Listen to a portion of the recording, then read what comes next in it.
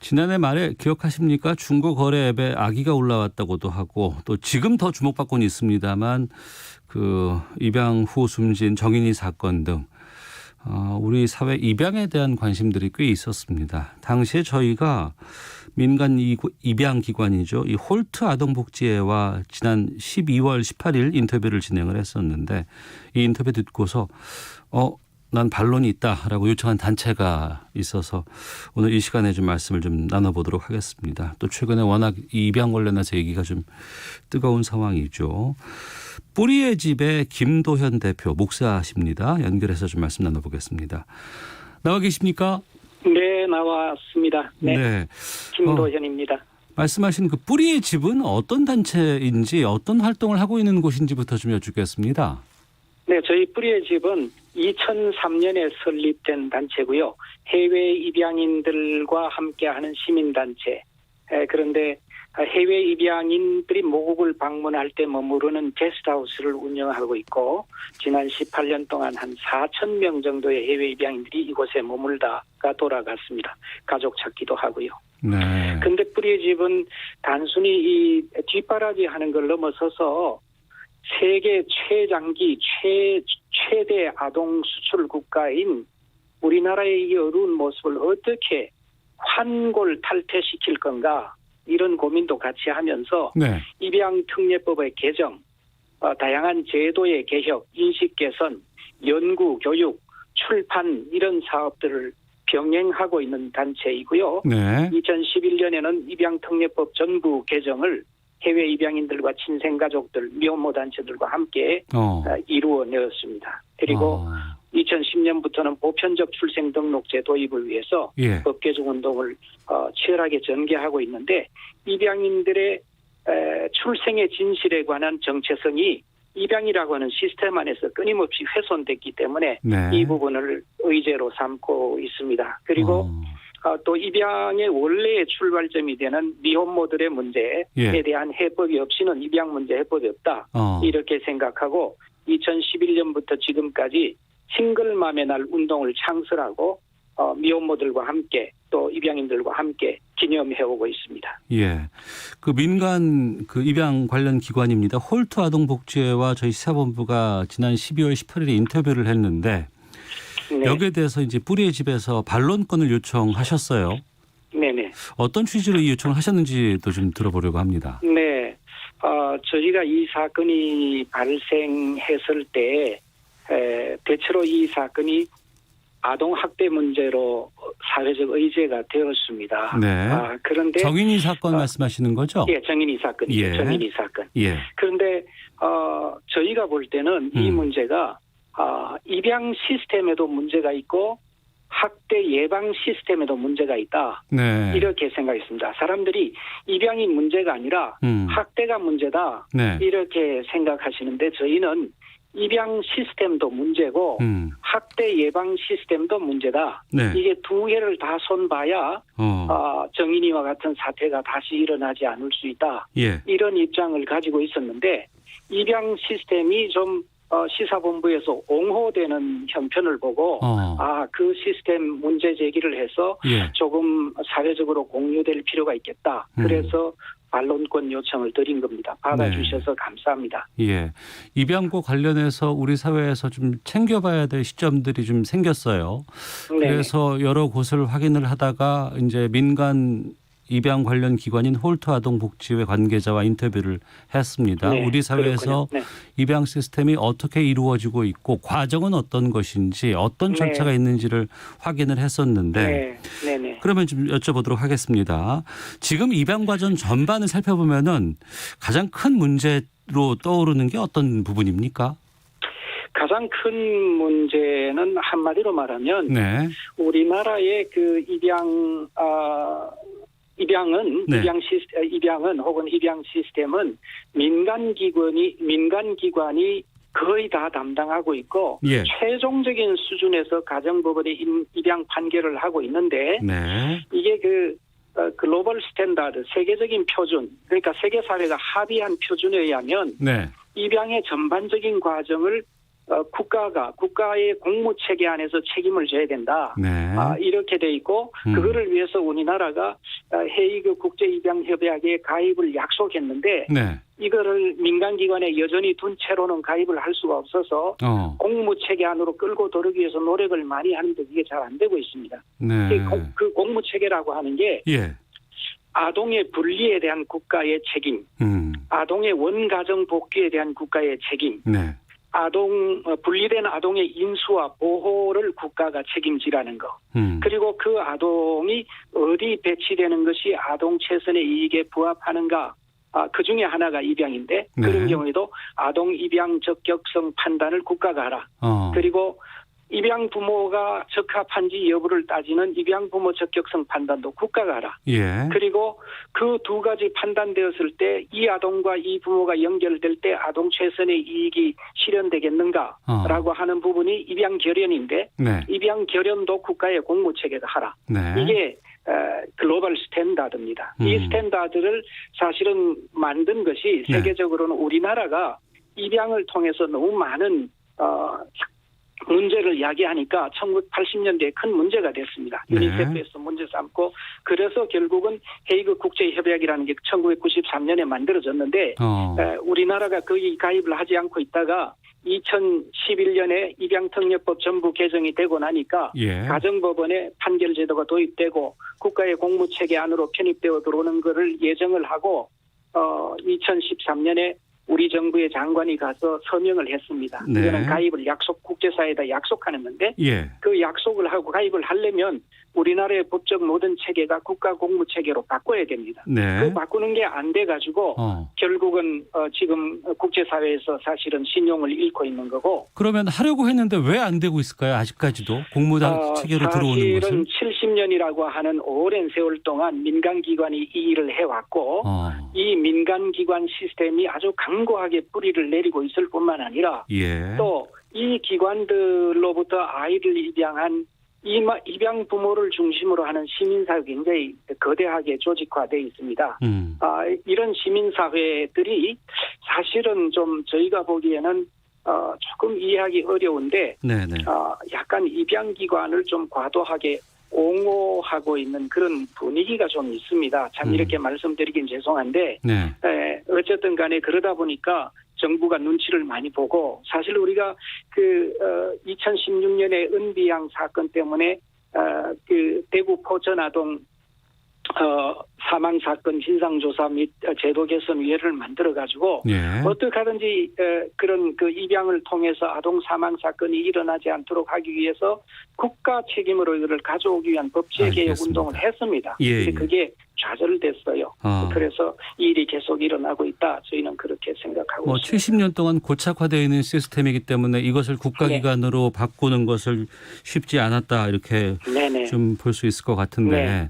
그리고 이제 입양의 문제점으로 지적하신 것 가운데 결연 과정이라는 게 좀 있다고 하는데. 그러니까 이제 입양해야 원하는 아기가 있고 이 양부모와 이제 그 서로 맺어주는 과정이 있지 않습니까? 이 과정에서 뭐 어떤 문제점들이 좀 보이세요? 그러니까 이번에 그런 문제가 결정적으로 그 문제가 일어난 건데요. 네. 기본적으로는 아동이 입양 적합하냐라고 하는 판단을 국가가 해야 되고 그다음에 입양 부모가 이게 입양 부모의 자격을 제대로 갖추었나 하는 게 국가의 공무에서 그걸 권위 있게 판단을 내려야 되는데 이 판단을 사실상 입양기관이 직접 하고 있고 입양기관의 사회복지사가 그거를 담당하고 있는 거예요. 그런데 이번에도 보니까 입양하겠다고 부모가 찾아와서 자기가 낳은 친자식의 동생을 삼아주고 싶어서 아이를 입양하겠다 그러면 만약에 이게 결연의 전문성을 가진 사람이면 그 순간에 깜짝 놀라면서 그 사람을 돌려보내는 게 맞습니다. 한 아이가 이 세상에 올 때 다른 아이의 어떤 그 욕구를 충족시키는 존재로 아이를 입양 아동을 바라보는 그 시선 자체가 인간을 수단으로 삼으려고 하는 위성 습관. 입양 부모, 아직 자격이 없는 입양 부모인데 그거를 돌려보내지 않았습니다. 그러니까 입양기관에 사실상 입양 결연에 대해서 굉장히 큰 실수와 무책임이 일어났고 네. 또 그런 거를 일선 사회복지사가 잘못하면 국내 입양팀장이 슈퍼바이징을 해서 네. 그런 게 제대로 작동시켜야 되는데 그거를 작동시키지 못한 사람이 사실 방송에 나와서 우리가 잘했다 이렇게 말하는 사태까지 벌어졌다. 네. 그리고 생각해보면 이 결연이 사실상 문제예요. 입양기관의 입양 결연의 결과로 네. 학대가 일어난 겁니다. 입양이 잘못됐기 때문에 학대가 일어나서 문제가 됐는데 입양이 잘못되면 우리가 보통 입양 3자라 그러는데 네. 입양 아동이 있고 입양 부모가 있고 예. 아이를 낳은 친생 부모가 있습니다. 친부모 말씀하시는 거죠? 예. 친생 부모. 그럼 이 세 사람이 입양이 잘못되면 이 세 주체가 다 패배합니다. 정인이는 죽었죠. 그리고 입양 부모는 감옥을 갔죠. 그리고 그 친생 부모는 혼자 숨어서 얼마나 깊은 슬픔과 아픔 속에 트라우마를 겪고 살겠어요. 예. 깊은 자괴감 속에서. 그래서 이 입양 결연이라고 하는 거는 네. 이 세 주체의 행복을 보장하는 거여야 하는 겁니다. 이건 실패하면 안 되는 거죠.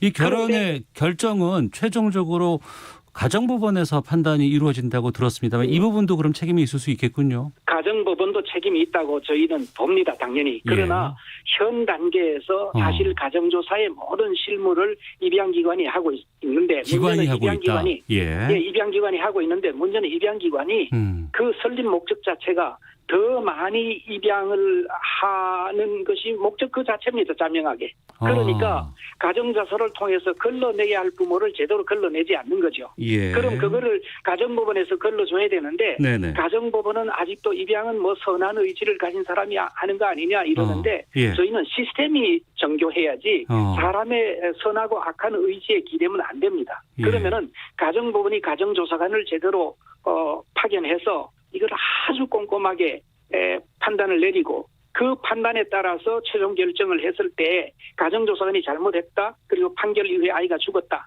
그러면은 그 판사와 가정조사관이 책임을 좀 져야죠. 알겠습니다. 그런데 지금 현 단계에서는 입양기관에게 거의 대부분이 위임된 상태다.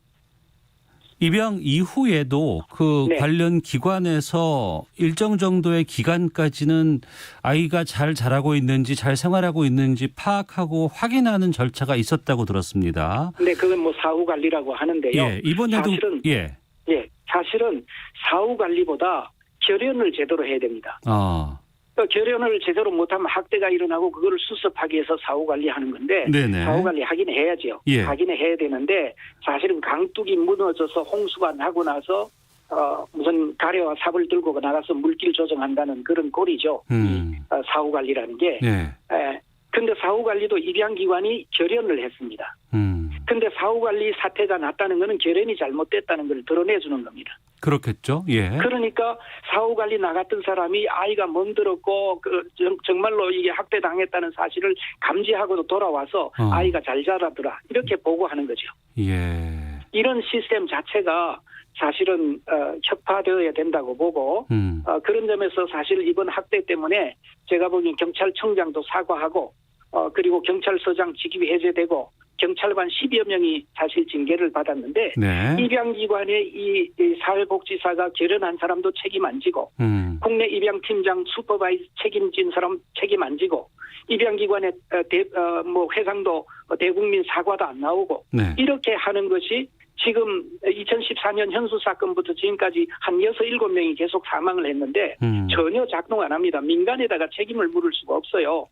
그래서 이 국가 시스템으로 와야 되고 지금이라도 사실은 이 지금 홀트라는 말이 나왔으니까 말인데 홀트 아동복지에서 정말 모든 걸 내려놓고 처음부터 다시 따져서 자신들의 책임이 무엇인지를 성찰해야지 그렇지 않으면 이런 사건 또 일어납니다. 네. 그럼 입양 전반적인 것들을 국가가 관리를 하고 국가가 책임을 져줘야 된다고 말씀하셨는데 좀 구체적으로 그러면 이걸 하기 위해서는 어떤 절차들 아니면 어떤 노력들이 필요하다고 보세요? 저희가 생각하는데 제일 중요한 거는 첫째는 아동이 원가정으로 분리될 때 그 아동의 경험은 사실상 학대 경험입니다. 원부모로부터 버림을 받는 경험이기 때문에 분리 자체부터 학대가 경험으로 학대 사실은 아동 중심으로 우리가 심각하게 생각해 보면 아동이 학대당하는 것이 버림당하는 거니까.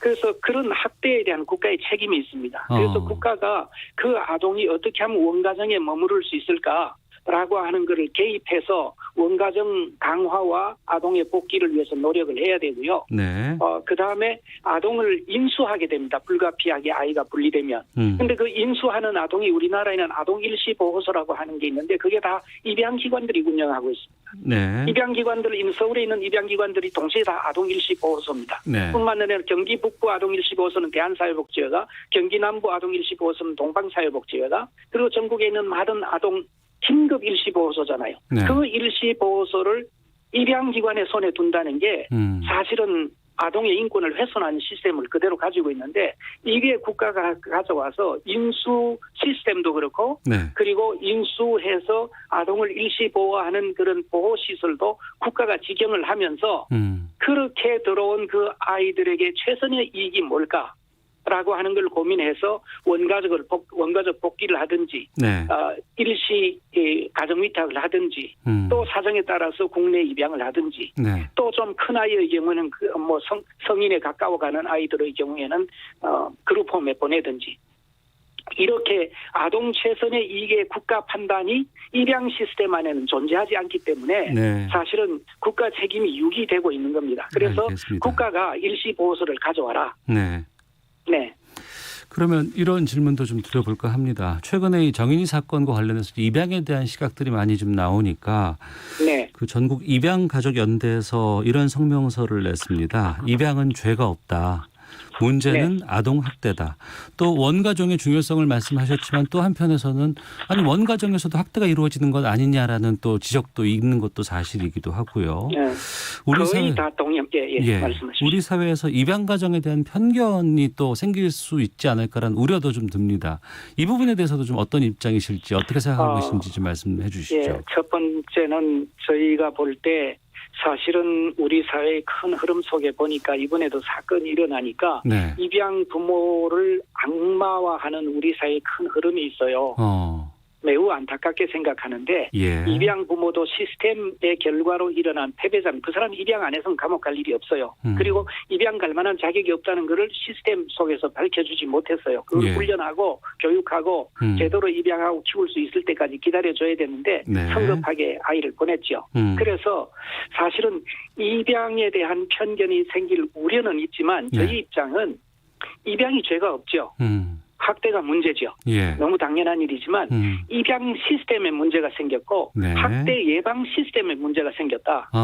그래서 입양 시스템을 손보고 학대 예방 시스템을 손보자라고 하는 데는 예. 사실 입양 부모들도 동참해줘야 된다고 생각하는 게 예. 입양 시스템이 제대로 돌아가면 정인이와 같은 죽음이 없게 되고 죽음이 없는 것을 바라보는 시선은 저희나 입양 가족이 똑같은 거예요. 예. 여기 마음을 저희는 모아야 된다고 생각하고 이 시스템을 민간기관의 이익을 창출한 시스템 맡겨둬서는 네. 안 되니까 국가 시스템으로 가져와서 입양 가정에서 다시 이런 비극이 일어나지 않도록 우리가 마음을 모으자. 네. 시스템에 문제가 있다.